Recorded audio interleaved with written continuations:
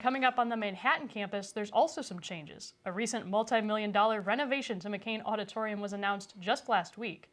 Dawson Wagner checked out the upcoming additions to the lobby of the auditorium. University continue to bring a new look to campus, and McCain Auditorium is the next on the latest of big changes to come. In about the year 2012, I dreamed of being able to expand and renovate the McCain lobby. And so going through all kinds of approval processes, we got that approved, I'd say about 3 years ago.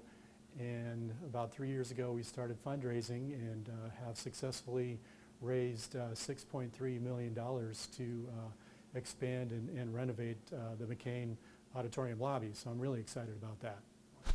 Located here on the west side of McCain's lobby, students and faculty will see the biggest change coming to K-State's campus with an outdoor plaza and seating for students to have before the show.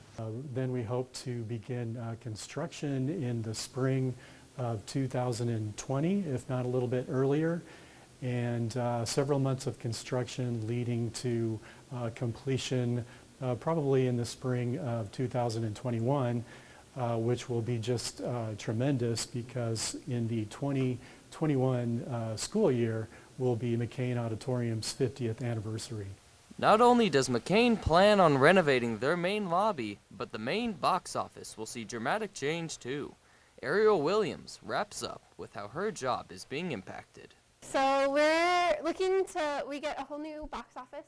So we're going to get to expand a little bit and have some more space to help take care of patrons, which will be fantastic. McCain continues to provide students with new opportunities, and this renovation will be just what they need to continue those same traditions. From McCain Auditorium, I'm Dawson Wagner for Channel 8 News.